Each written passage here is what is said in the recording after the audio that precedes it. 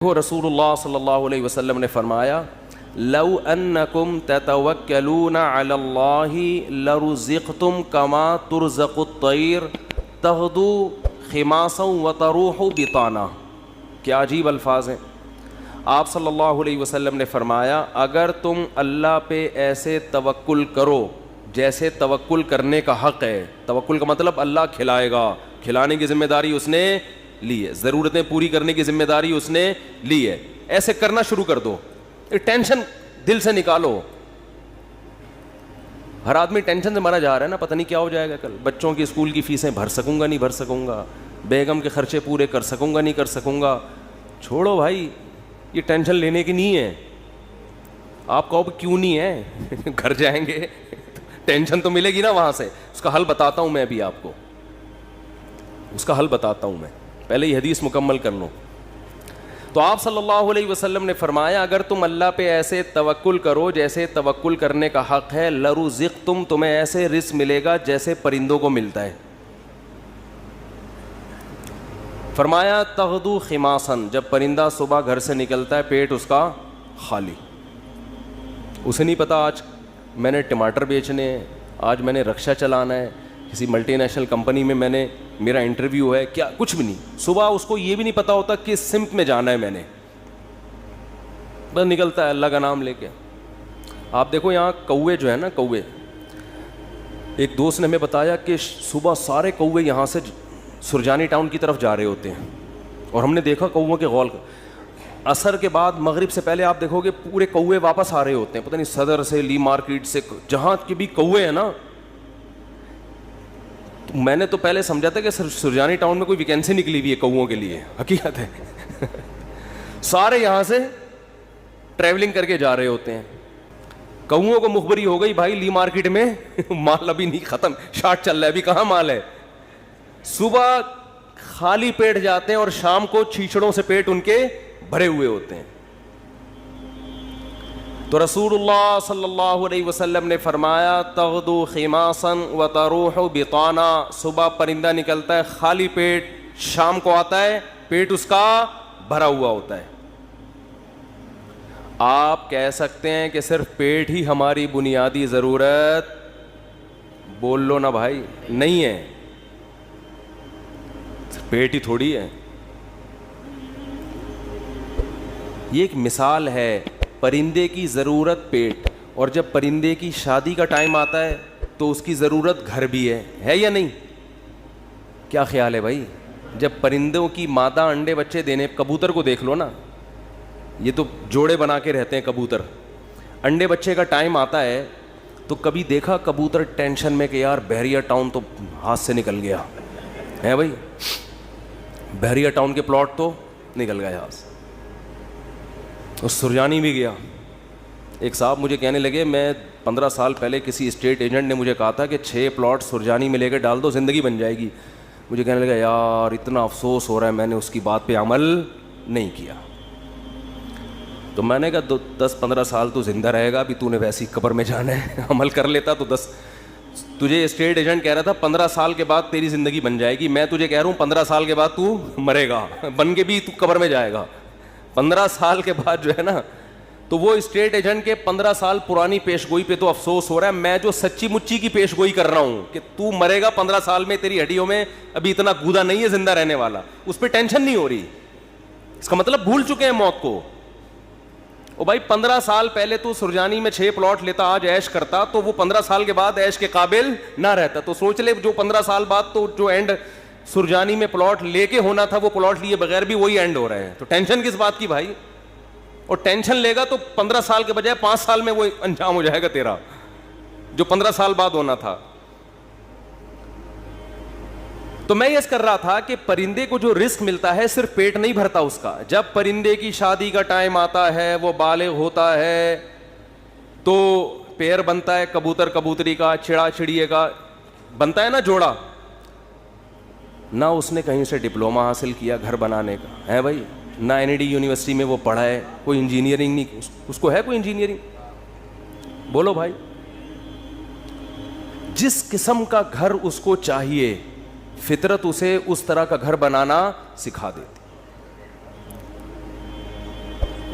کھجور کے درختوں میں سوراخ کر کے رہتے ہیں. اور آپ دیکھو یہ پرندے کیسے یہ نر مادہ مل کے کیسے تنکے تلاش کر رہے ہوتے ہیں اور کیسے ان کو بہترین انداز سے پرو رہے ہوتے ہیں. ایسے وہ سردی گرمی سے بھی محفوظ رہے, دشمنوں کے شر سے بھی محفوظ رہے. بہت خوبصورت انداز سے وہ گھونسلے بناتے ہیں. تو آپ بتاؤ, انسان جو اشرف المخلوقات ہے, جس کے لیے اس کائنات کو بنایا گیا, اللہ اس کی گھر کی ضرورت پوری نہیں کرے گا؟ ہے بھائی. اصل میں آپ نے جس گھر کو ضروری سمجھا ہے وہ اللہ کی نظر میں وہ عیاشی ہے, وہ ضرورت نہیں ہے. وہ آپ کی بہت اوپر کا سوچ رہے ہیں آپ. لوگ کرائے کے گھروں پہ افسوس کرتے ہیں نا, اپنا گھر نہیں بنا سکے. بھائی گھر کی ڈیفینیشن یہ ہے کہ جیسے پرندہ جو گھر بناتے ہیں قیامت تک کے لیے نہیں بناتا, اسے فی الحال اپنی فیملی کو پالنے کے لیے ایک عدد ایسے گھر کی ضرورت ہوتی ہے جہاں بلی سے حفاظت ہو, جہاں سردی اور گرمی سے حفاظت ہو.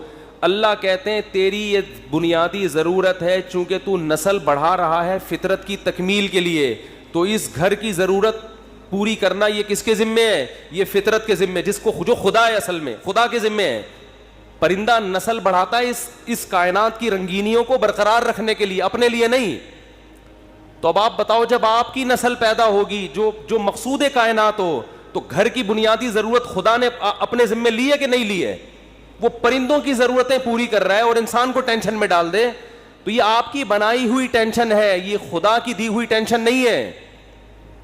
یہ اللہ کی طرف سے عطا کردہ ٹینشن نہیں ہے, یہ آپ کی ٹینشن ہے جو آپ نے اپنے اوپر مسلط کر لی. پرندہ جو گھر بناتا ہے وہ بھی کرائے کا گھر ہوتا ہے, اس کا ذاتی نہیں. کرائے کا مطلب نکلنا ہے اس نے یہاں سے, ہمیشہ کے لیے تھوڑی ایک ہی جگہ گھونسلا. پھر جب اس کے انڈوں سے بچے نکلتے ہیں, ایک تو 12 گھنٹے کی ڈیوٹی ہوتی ہے کبوتر اور کبوتری کی.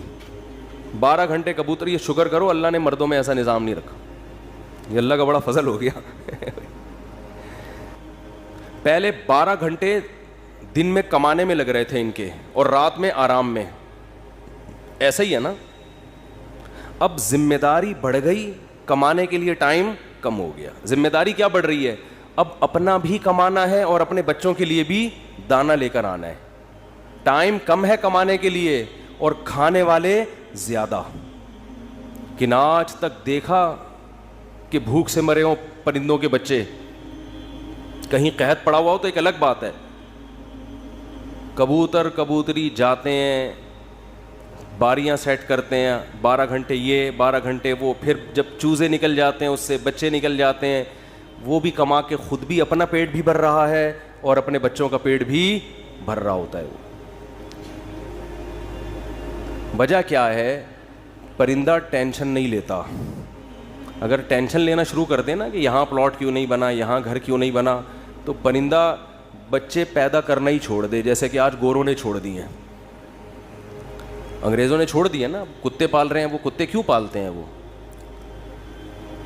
بہت سے انگریز ہم لوگوں پر اعتراض کرتے ہیں کہ کتا اتنا وفادار جانور, تم اس سے دل کیوں نہیں بہلاتے؟ ہم کہتے ہیں انسان سے زیادہ وفادار نہیں ہے.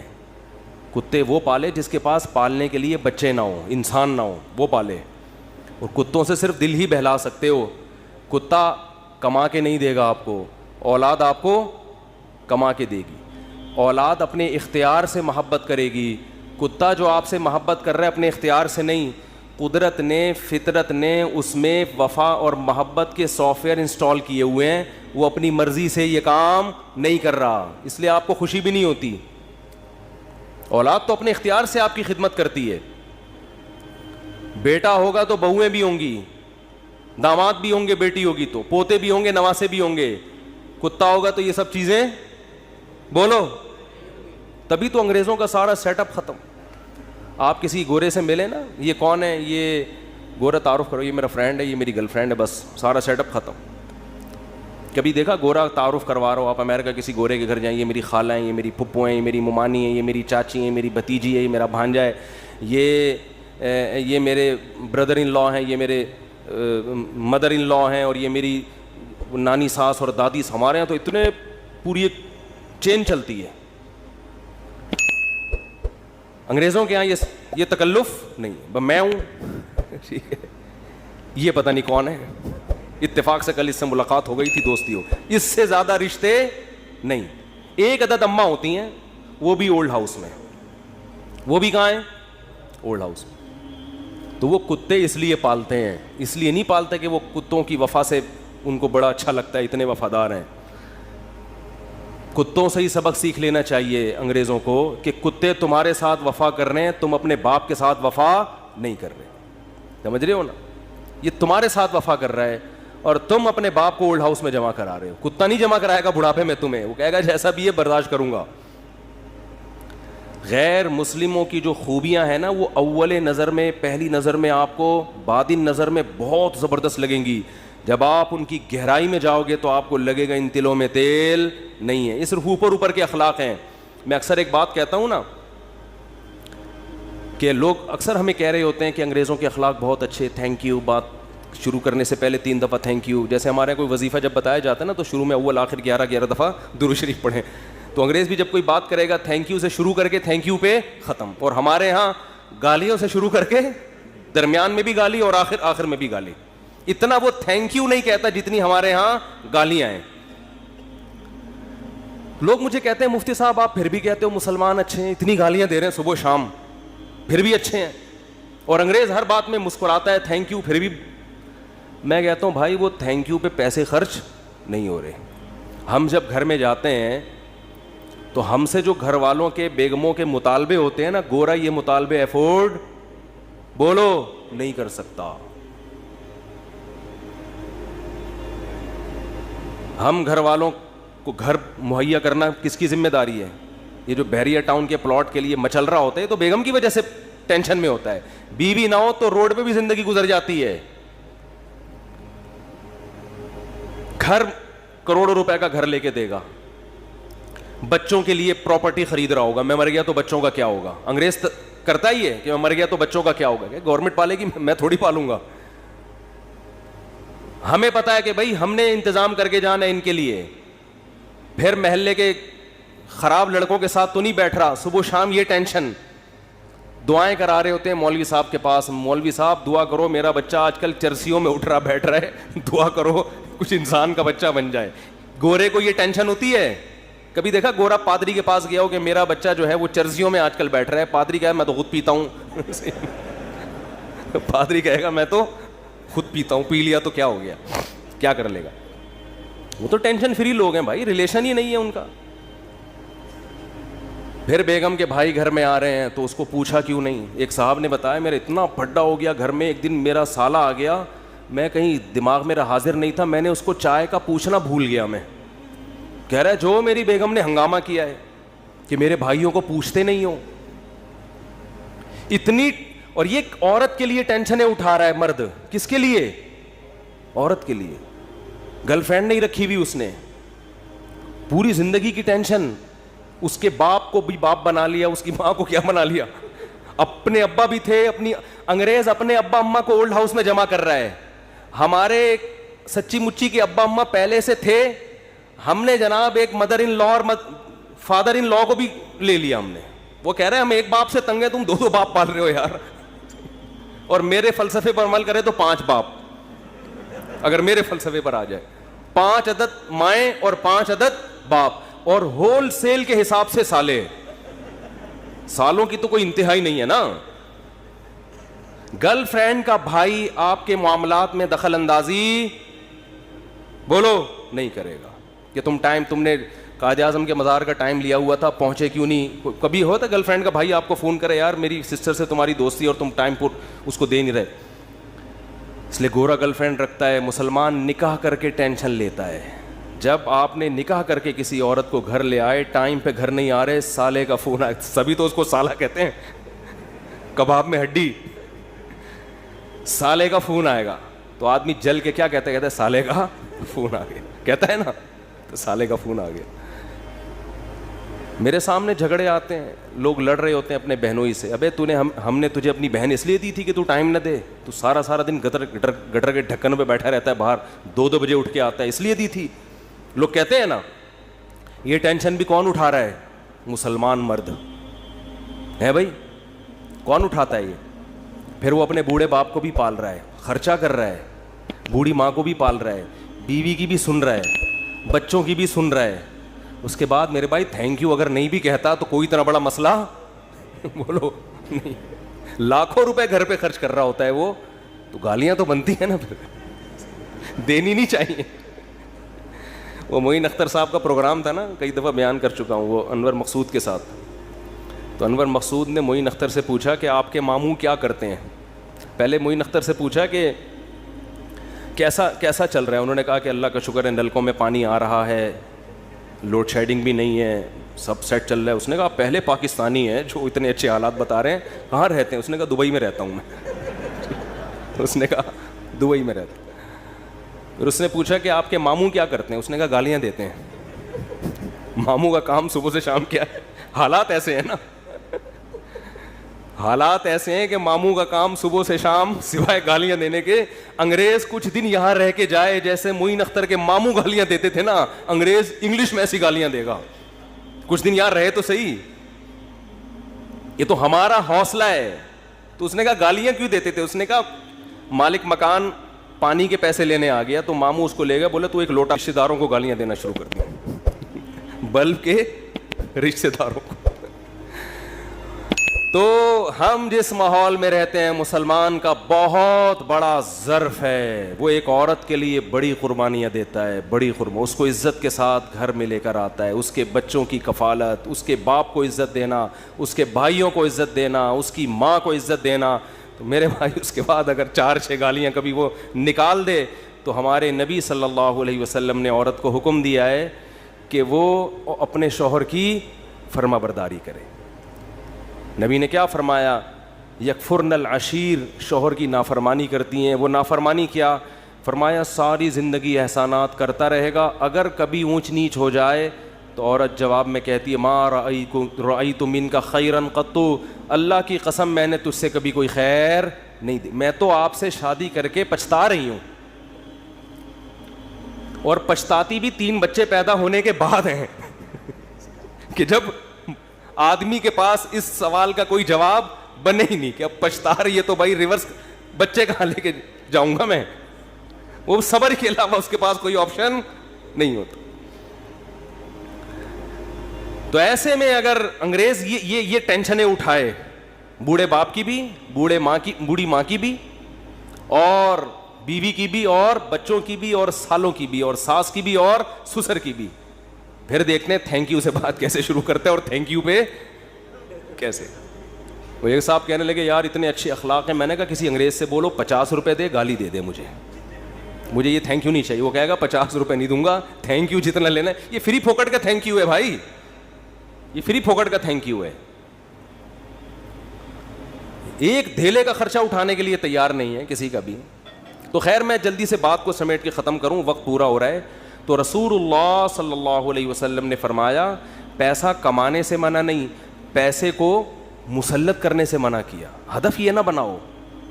دیکھو پرندہ یہ نہیں کرتا کہ اللہ پہ توکل کرے تو اب گھونسلے میں ہی دھرنا مار کے بیٹھ گیا, میں نے صبح جانا ہی نہیں ہے. یہ کوے جتنے ہیں نا یہ وہیں بیٹھ گئے, لیاری میں بیٹھ گئے اور سرجانی ٹاؤن میں بیٹھ گئے کہ چھوڑو یار اللہ پہ توکل کرنا ہے, رزق خود بخود یہیں آئے گا.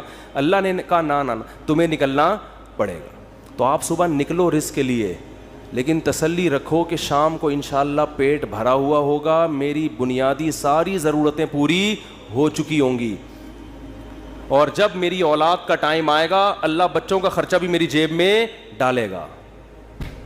ٹینشن نہ لو کہ 2 بچے ہو گئے تو 3 بچے ہو گئے تو کہاں سے کھلاؤں گا. جس اللہ نے تجھے کھلایا بھائی وہی. دیکھو ماں کی چھاتیوں میں دودھ پہلے پیدا ہوتا ہے, بچہ بعد میں پیدا ہوتا ہے, یہ بتانے کے لیے کہ اس کا پیدا کرنے والا اس کے رزق سے غافل نہیں ہے. ہر چیز میں گوروں کی طرح کیلکولیشن نہ کیا کرو بیٹھ کے. گورے کیا کر رہے ہوتے ہیں دیکھ رہے ہوتے ہیں میرے پاس ابھی $10,000 ہیں تو ایک بچہ ہو گیا تو اس میں اتنا کیلکولیشن کر کے اتنا بچ رہا ہے, اتنا انویسٹمنٹ کیا, دوسرا ہو گیا تو یہ تو کیلکولیٹر کہہ رہے یہ نہیں ہو سکتا. قرآن کیا کہے گا, او بھائی تو پیدا تو ہونے دے. دیکھو اگر ہم نے یہ دودھ کا پروسیس نہ دیکھا ہوتا تو ہم تو اس ٹینشن میں ہوتے بچہ پیدا ہوگا تو میں تو 2 کلو دودھ اور بھینس کا لگوانا پڑے گا مجھے. میں تو خرچہ نہیں اٹھا سکتا. اللہ کہتے ہیں پیدا ہونے دے اس کی ماں کی چھاتیوں میں دودھ, اسی وقت پیدا کروں گا جب یہ پیدا ہوگا, اس سے پہلے نہیں. ہم کہتے ہیں نہیں پہلے پیدا ہو ہے بھائی, پہلے ماں کی چھاتیوں میں دودھ آئے پھر ہم دیکھیں گے ہاں بھائی آ گیا ہے دودھ, اب بچہ پیدا ہوگا. اللہ کہتے ہیں نہیں, مخلوق کو آنے دو پہلے, رزق بعد میں آئے گا اس کا. تو اس لیے بھائی رزق کمانا ہے, رزق کی ٹینشن نہیں لینی. اب آپ کہہ سکتے ہو کہ ٹھیک ہے ہم رزق کی ٹینشن نہیں لیتے, کماتے ہیں, لیکن ہم تو دیکھ رہے ہیں کمانے کی کوشش کر رہے ہیں, وہ وسیم بھائی کے پاس تو اتنا پیسہ آ گیا, فلاں کے پاس تو اتنا آ گیا, میں وہیں کا وہیں کھڑا ہوں. ہمارے کزن تھے کیا ہیں, وہ تھے سے تھے نہ بن جائیں. وہ اکثر کہا کرتے تھے, یہ بات تو کہتے تھے, اب نہیں کہتے, اللہ کا شکر اب دیندار ہے, کہتے یار مجھے ٹینشن اس بات کی نہیں ہے کہ میرے پاس پیسہ نہیں ہے, مجھے ٹینشن اس بات کی ہے کہ میرے جتنے دوست ہیں ان کے پاس آ گیا اور میں وہیں کا وہیں. تو یہ ایک مستقل ٹینشن ہے. دیکھو اس کا نبی صلی اللہ علیہ وسلم نے حل کیا بتایا, پرندے کی مثال دی ہے. پرندہ کمپٹیشن میں کبھی بھی نہیں آتا, سمجھ رہے ہیں. پرندہ یہ نہیں کرتا کہ وہ والے چڑیا نے وہاں جگہ اس لوکیشن پہ گھونسلہ بنایا بحریہ ٹاؤن کے قریب اور میں لیاری ندی کے اوپر گھونسلہ, نہ نہ نہ نہ. پرندہ کہتے ہیں میرے لیے, میرے بچوں کی حفاظت کے لیے مجھے گھونسلہ چاہیے, لوکیشن کو وہ زیادہ اہمیت نہیں دیتا. میں دشمنوں سے میری حفاظت رہے, ٹھیک ہے نا, سردی گرمی سے میری حفاظت رہے. میں نہیں کہہ رہا آپ لیاری ندی کے اوپر گھر بنائیں, وہ تو حفاظت نہیں رہے گی آپ کی, کیونکہ ندی تو ندی ہے نا. تو آپ نے یہ سوچنا ہے کہ مجھے اپنے گھر میں تحفظ کے ساتھ, گھر والوں کے ساتھ رہنے کے لیے چھت چاہیے. یہ چھت اللہ انشاءاللہ میسر کرے گا, چاہے اپنی ہو چاہے کرائے کی ہو, یہ ٹینشن نہیں لینا ہے. یہ ٹینشن کہ میری اپنی چھت ہو کرائے کی نہ ہو, یہ آپ کی بنائی ہوئی ٹینشن ہے. اللہ نے اس رزق کا وعدہ آپ سے نہیں کیا ہے, یہ غریبی ہے, یہ غریبی ہے. بنیادی ضرورت آپ کی سالن روٹی ہوتی ہے نا. ارے بھائی آپ گئے ہوٹل میں نہاری لے آؤ, 2 روٹی لے آیا, نہاری لے آیا, 1 گریبی منگوا لو گے, 2 منگوا لو گے, اس کے بعد کہے گا بھائی یہ گریبی ہے, اصل جو پیسے تھے نا وہ پلیٹ کے تھے. اب آپ نے گریبی کو مقصود بنا لیا, آپ جاتے ہی گریبی پہلے منگوا رہے ہو کہ یار 2 نہاری کی گریبیاں لے آ. اس کو غصہ آئے گا بھائی گریبی تو ضمناً ہوتی ہے. آج جو گریبی تھی نا, ذاتی گھر گریبی ہے. جس طرح وہ چلاتا ہے نا اتنی بڑی بس کو, ہم تو جب بھی بیٹھے ہیں 2-2 فٹ اچھل کے. ہمارے ایک جاننے والے ریٹائر آفیسر تھے, لیفٹیننٹ تھے, وہ بیچارے کراچی کی بس میں نا کہیں پچھلی سیٹ پہ بیٹھ گئے. اسپیڈ بریکر پہ جب اچھل کے دھڑام سے نیچے گرے, ان کی ریڑھ کی ہڈی میں مسئلہ ہو گیا, اسی میں ان کی موت واقع ہوئی ہے. وہ نیوی کا آفیسر بیچارہ جنگوں میں شہید نہیں ہوا جنگوں میں شہادت نہیں ملی ہے, کراچی کی بس نے اٹھا کے پٹخائے اور انا للہ. تو رسول اللہ صلی اللہ علیہ وسلم نے فرمایا جس نے دنیا کو ہدف نہیں بنایا, ضرورت سمجھا کہ بھئی میری بنیادی ضرورت 2 وقت کی روٹی ہے, میری بنیادی ضرورت کسی اچھے علاقے, اچھے سے مراد جہاں چرسی ہیروئن چی نہ رہتے ہوں, ذرا پڑھے لکھے لوگ ہوں, ایسی جگہ پہ مجھے گھر مل جائے جہاں چھت ہو, جہاں بنیادی ضرورتیں پوری ہوں. بس یہ بیسک ضرورت, چاہے وہ اپنا ہو چاہے وہ کرائے کا ہو. اور نبی نے فرمایا کہ جس شخص کو 2 وقت کی روٹی مل گئی, پیٹ بھر کے سر چھپانے کی جگہ مل گئی, اور جسم کسی بڑی بیماری سے محفوظ تھا اس کا. اور ویسے بتاؤں جب یہ لائف اسٹائل ہوگا نا تو جسم بڑی بیماری سے محفوظ ہی ہوتا ہے عام طور پہ. جسم کسی بڑی بیماری سے محفوظ تھا تو آپ صلی اللہ علیہ وسلم نے فرمایا یہ ایسا ہے گویا پوری دنیا کی دولت سمیٹ کے اللہ نے اس کے قدموں میں رکھ دی ہو. اب اگر یہ ٹینشن لے رہا ہے نا بحریہ ٹاؤن کی اور ڈیفنس کی اور DHA کی وہ اسکیم میں نے تو یہ غریبی کی ٹینشن ہے, یہ دل میں دنیا کی محبت کی علامت ہے. ایسے شخص کو رسول اللہ صلی اللہ علیہ وسلم نے وعید سنائی کہ یہ مالدار بن تو سکتا ہے مگر اس کے سامنے فقر کا پھندا ایسے لٹکا رہے گا جیسے ایک زندہ آدمی کے سامنے پھانسی کا پھندا, موت کا پھندا لٹک رہا ہوتا ہے. جو اس کی کیفیت ہوگی یہ کیفیت اس کی ہوگی. تو بھائی پیسہ کماؤ, پیسے سے دل نہ لگاؤ. اور دل سے پیسہ نکالنے کا طریقہ کیا ہے؟ خرچ کرو. ہمارے حضرت فرمایا کرتے تھے کہ پہلے زمانے میں بزرگان دین کڑک کڑک نوٹ جلوایا کرتے تھے, 5-5 ہزار کے نا, کہتے جلاؤ اس کو. آج اس کی اجازت نہیں ہے, اس میں نقصان ہے, لیکن دل سے نکالنے کے لیے نا جلواتے تھے. تو آپ جلائیں نہیں, خرچ کریں. کبھی کبھار ایسے گڈی نکال کے کسی اچھے ٹرسٹ میں دے دی, کسی غریب کو دے دی. اور سب سے زیادہ مصداق پیسہ خرچ کرنے کا آپ کے قریبی رشتہ دار ہیں, ان کو دو. آج کل لوگوں نے ہدیے رشتہ داروں میں دینا چاہا.